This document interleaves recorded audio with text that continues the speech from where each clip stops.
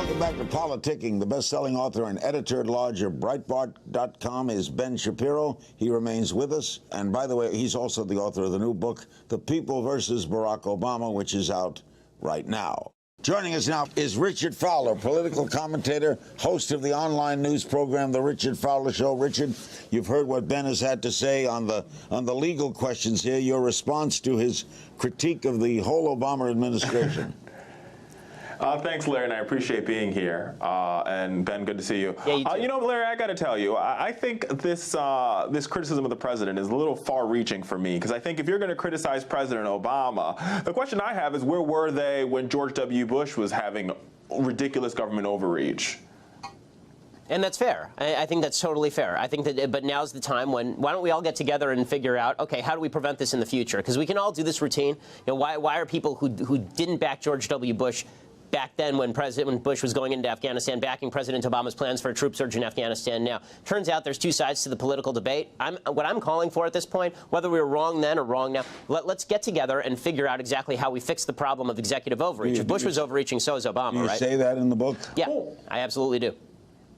Well, I mean, listen, I hear that if we're going to come together, I think that what needs to happen is that folks on the right that, you know, who are part of the city and run half the United States Congress should be willing to come together to deal with government overreach. And we haven't seen that yet. Republicans have sat on their hands on most issues. Besides having multiple witch trial hearings, or kabuki theater, like I like to call it, you know, I'd rather see them say, let's find a way to solve immigration so the president doesn't have to act. Or let's find a way to reform our tax code so the president doesn't have to act. Or let's find a way to give more money funding to our embassy so the president doesn't have to act. What seems to be happening here, Larry, is a dereliction of duty when it comes to the right. And so now they're playing the blame game when they really haven't put forward any solutions. Well, Richard, when it comes to the solutions, I think the bigger problem here is not the question of particular issues, honestly. I think the question is the one that you've stated, which is you're using the president's action as a threat. Why doesn't Congress do X so the president doesn't have to do it? Why doesn't Congress do Y so the president doesn't have to do it? The problem is the president is not given the power to do these things. When the president goes ahead and does it... Well, wait a minute now.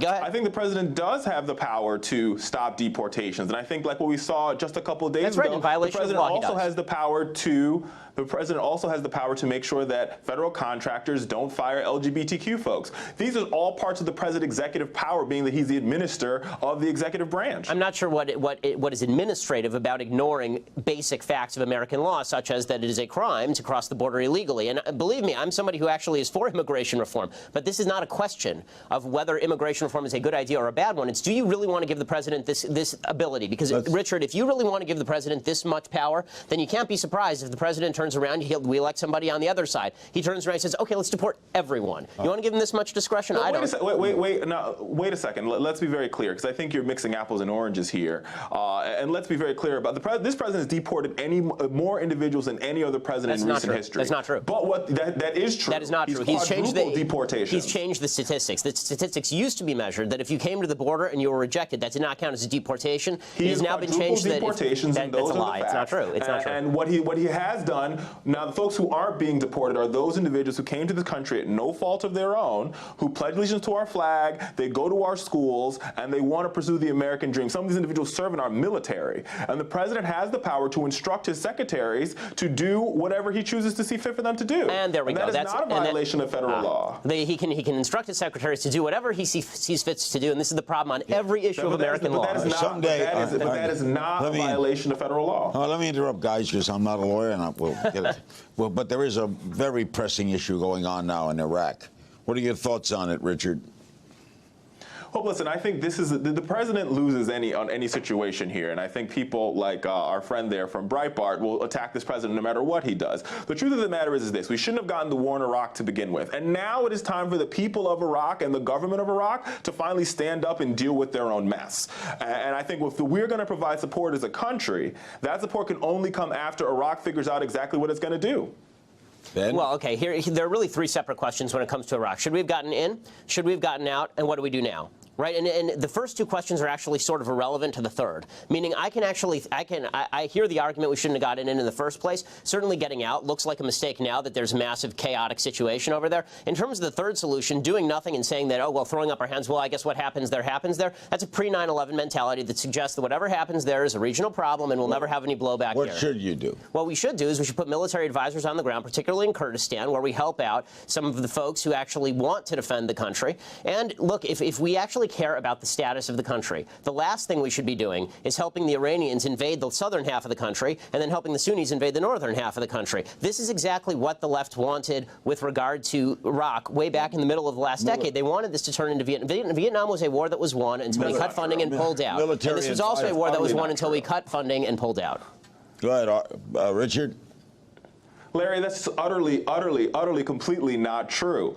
Right? And if you listen to folks like John McCain, who always believes we should arm the rebels, which is his solution to everything, and putting our men and women in harm's way once again to solve a quagmire of a situation that we've created. Let's be very clear about this. It was created under George W. Bush. This president has brought our men and women back home in the safety of America, and now we've got to figure out a solution. And to be honest with you, this government, the Iraqi government, has got to stand up. This cannot always be America's nightmare. The Iraqi government has to stand up and say, we're going to take control. What the president of Iraq needs to do is reach out to the Sunnis, reach out to the Shias, make concessions, and find a way to run his government. We do it here in America. They do it in India. They do it in Pakistan. They do it all across the world. People come together, different factions come together and rule the country equally. And this president, the president of Iraq, hasn't been able to do that. And he has to be held accountable for his actions before we put our men and women back in harm's way. Why is it our problem? It's our problem because, to a certain extent, because we invaded them. Well, yes, because we invaded them, but also beyond that, because once we're there and you make promises to people who are now being mowed down in the streets, by the way, if you feel no moral obligation about that, but you feel a moral obligation about 270 girls who get kidnapped by Boko Haram in Nigeria, then I question where exactly your moral feelings lie. Because the fact is, tens of thousands of people are going to get killed there. Certainly hundreds of thousands have already been moved into exile, essentially. You want to send advisors. I certainly want to send advisors. What else do you want? Airstrikes on ISIS. Airstrikes. We can airstrike Gaddafi's forces in Libya, in a country we have nothing to do with, but we won't airstrike ISIS? Don't go away. The debate continues with Ben and Richard right after this.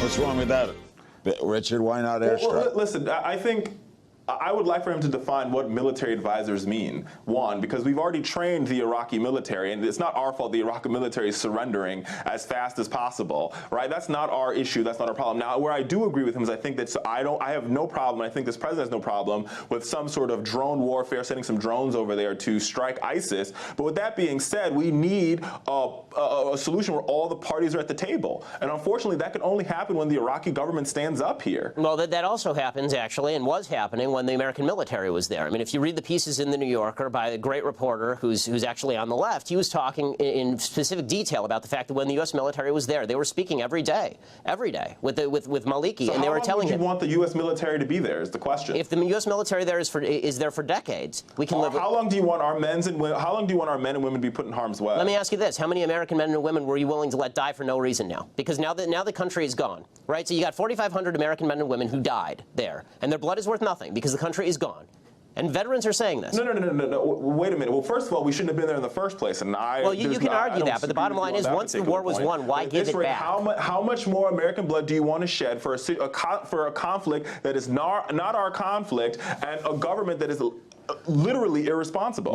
Don't you think the American public will not support troops on the ground? You know I think at this point you're probably right. The American public will not support troops on the ground by a wide margin, because this has become a country that has now slipped into a pre-9/11 mentality, which is why we are now going to surrender Afghanistan back to the Taliban and Iraq to a combined force of Al-Qaeda/ISIS in the north and Iran in the south.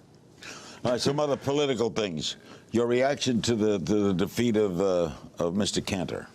It's very interesting. I think that it has a couple of ramifications. It once again shows kind of the difference between the establishment Republican Party and the grassroots. That election really had nothing to do with the Tea Party. The Tea Party didn't spend any money in it, and the Tea Party really didn't do much in that race. That was much more about Cantor not being in his district a lot and being a little bit out of touch. As far as the immigration issue, I think it's a great thing for Democrats, because now you're going to see President Obama do what he's wanted to do all along. He's going to claim he has no partners on the Republican side of the aisle on immigration reform, and then he's going to move toward executive action. He's going to threaten the American people if they don't elect elect Democrats who are allies of his before November, he's going to amnesty 11 million that votes. defeat will help Democrats. Absolutely, it'll help Democrats. What do you think, Richard?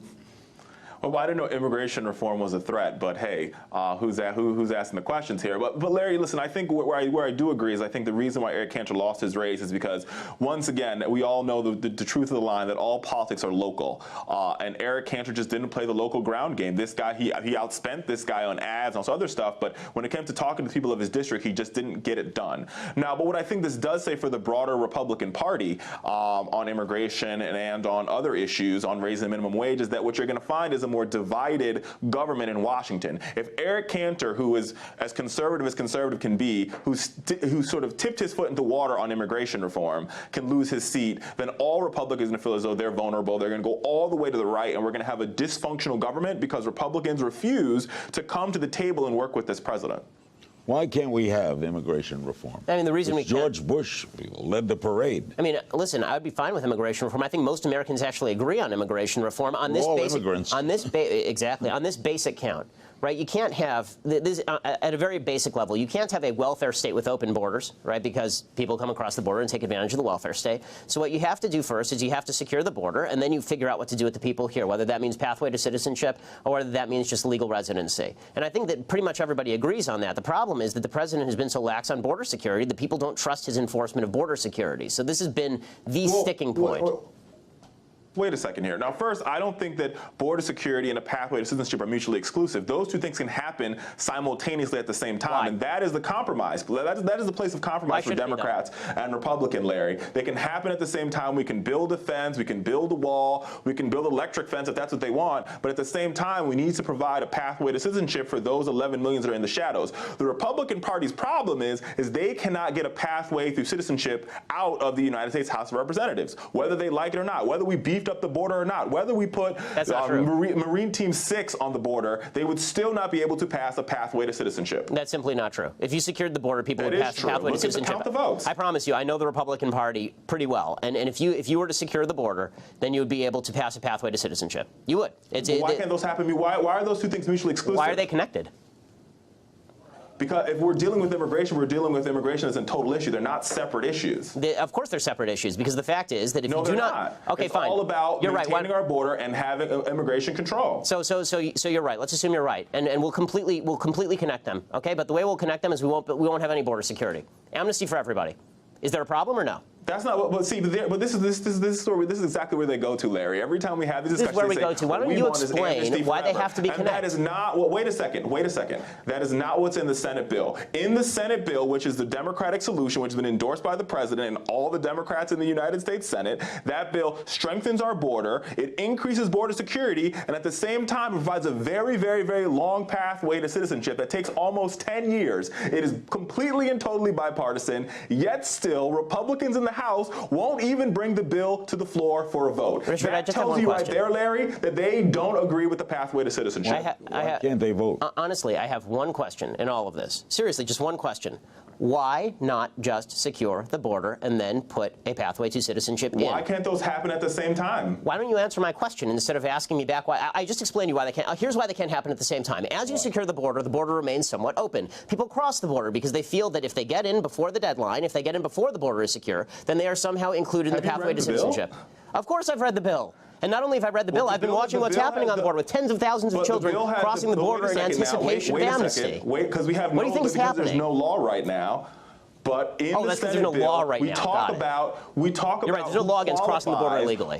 In the Senate bill, we talk about who qualifies for a pathway to citizenship, and those deadlines do not apply to those individuals that cross the border. And how are you going to magically determine that, Richard? Today. Do they have a magical It's in the bill. Right. They have Read the bill. I've read the bill, Richard. Can you explain to me when you haven't read it correctly? when you determine who has crossed the border when? I was unaware that everybody who crosses the border has a barcode saying when they came across. You know what I'm going to do? I'm going to read the bill and have you both back. Thanks, Ben. Thanks, Richard. Good. Thanks, Richard. I look forward to having you both back soon. Ben's book, The People versus Barack Obama, the criminal case against the Obama administration, is available now. And you can catch Richard Fowler at fowlershow.com. For my viewers out there, I want to hear from you. Join the conversation on my Facebook page and share your thoughts on Twitter by tweeting at Kim's Things and using the politicking hashtag. That's all for this week's politics.